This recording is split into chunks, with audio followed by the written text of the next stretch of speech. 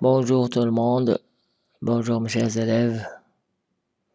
Encore fois le plaisir de la lecture, Le Petit Prince, de l'auteur français célèbre Antoine de Saint-Exupéry. Voici chapitre 3. Écoutez, essayez d'imaginer. Il me fallut longtemps pour comprendre d'où il venait. Le petit prince, qui me posait beaucoup de questions, ne semblait jamais entendre les miennes. Ce sont des mots prononcés par hasard qui, peu à peu, m'ont tout révélé. Ainsi, quand il aperçut pour la première fois mon avion, je ne dessinerai pas mon avion. C'est un dessin beaucoup trop compliqué pour moi. Il me demanda: qu'est-ce que c'est cette chose-là? Qu'est-ce que c'est cette chose-là? Ce n'est pas une chose. Ça vole, c'est un avion. C'est mon avion. Et j'étais fier de lui apprendre que je volais.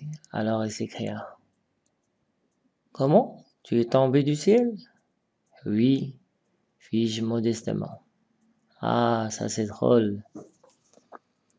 Et le petit prince eut un très joli éclat de rire qui mérita beaucoup.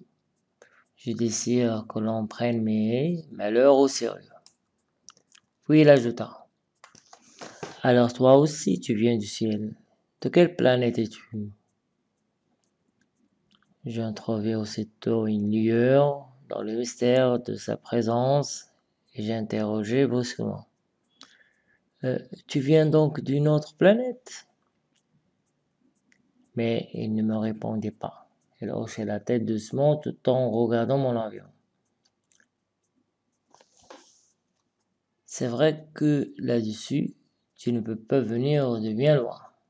Et elle s'enfonça dans un rêverie qui dura longtemps.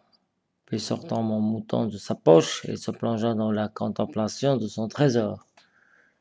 Vous imaginez combien j'avais pu être intrigué par cette demi-confidence sur les autres planètes. Je m'efforçai donc d'en savoir plus long. D'où viens-tu, mon petit bonhomme? Où est-ce chez toi? Où veux-tu emporter mon mouton? Il me répondit après un silence méditatif. Ce qui est bien avec la caisse que tu m'as donnée, c'est que la nuit, ça lui servira de maison. Bien sûr. Et si tu es gentil, je te donnerai aussi une corde pour l'attacher pendant le jour. Et un piquet.